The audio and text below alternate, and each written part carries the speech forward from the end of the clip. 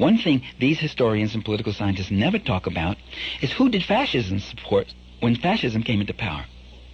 Who did the fascists support? Well, in Italy and Germany, when they came into power, they began implementing the stern measures that were needed to rescue the capitalist economy. Labor unions were dissolved. Strikes were outlawed. Union contracts were nullified. Prominent union leaders and other labor activists were imprisoned or murdered. Union property was confiscated. Worker publications were banned. Opposition political parties were outlawed. Their leaders jailed. Civil liberties were suspended. Fascist-sponsored unions, quote, unions, were set up, and their function was to speed up production, prevent wildcat strikes, and apply punitive regulations, including fines, dismissals, and imprisonments against workers who agitated or complained of shop conditions. I mean, even a Nazi Labor Front newspaper had to admit, quote, some shop regulations are reminiscent of penal codes. Workers no longer had the right to change jobs. They could be shifted from one employment to another regardless of their wishes. They could be conscripted for any work assumed useful to the nation's economy without guarantee of wages equal to previous earnings. In both Italy and Germany, the government exercised compulsory arbitration and regulation of work and wages. By the way, any worker who contested that would be contesting the laws of the state and therefore would be declared an enemy of the state, not just in conflict with management, but an enemy of the state. And so, in effect, what you got was a perfect wedding of the interests of the state and the interests of the capitalist class in this particular capitalist state. And by the way, these measures had their effect. According to figures supplied by the Italian press itself, the already meager wages, the wages weren't all that good to begin with, for Italian workers in 1927 were cut in half by 1932. By 1939, the cost of living had risen 30%, and this constituted an additional decrease in real wages. Taxes on wages were introduced. Regulations were instated against minimum wages. The minimum wage law was abolished, in other words. There was no more increased pay for overtime. In some regions, sanitary and safety regulations were dropped. Occupational safety regulations were eliminated in factories. In many areas, child labor was reintroduced. In other words, all the old abuses and old evils that the Italians thought were dead, that belonged to a generation ago, had returned under fascism.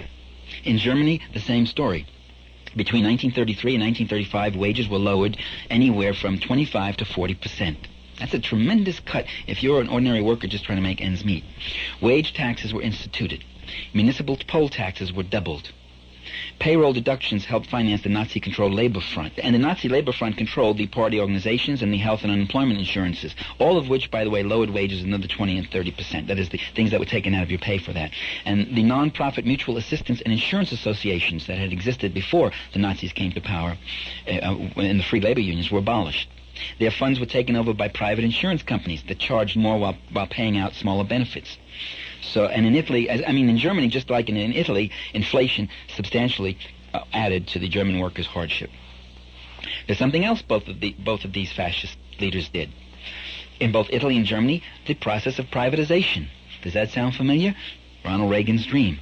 State-owned enterprises such as power plants, steel mills, banks, railways, insurance firms, steamship companies, and shipyards were handed over to private ownership for a song, like gifts.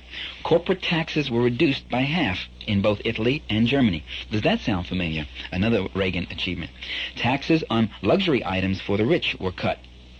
And inheritance taxes were either drastically lowered or abolished, just as they've been in the last 10 years in America. In Germany, between 1934 and 1940, the average net income of corporate businessmen rose by 46%.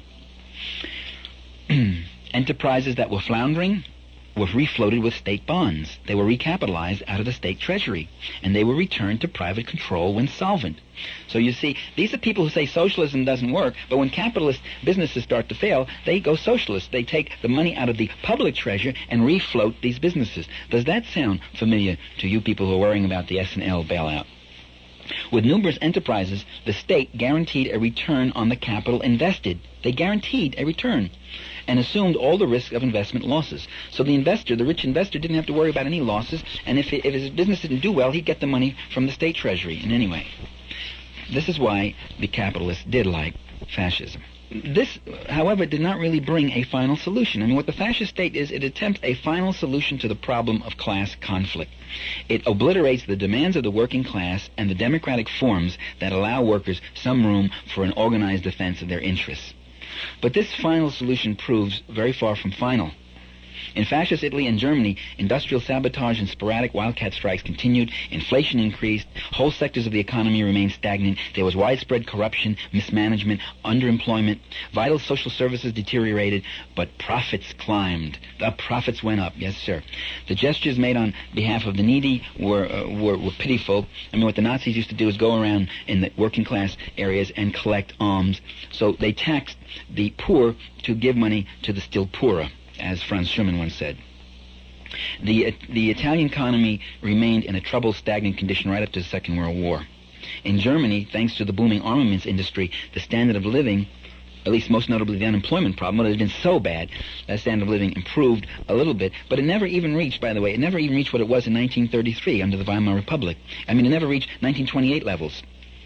So even under the Weimar Republic, for all its troubles, the levels of food, textile, and other areas of consumption and production were much better than ever achieved under Nazi Germany. Anyone interested in reading more about fascism, I would direct you to a very fine book by Daniel Guerin, Guerin, called Fascism and Big Business,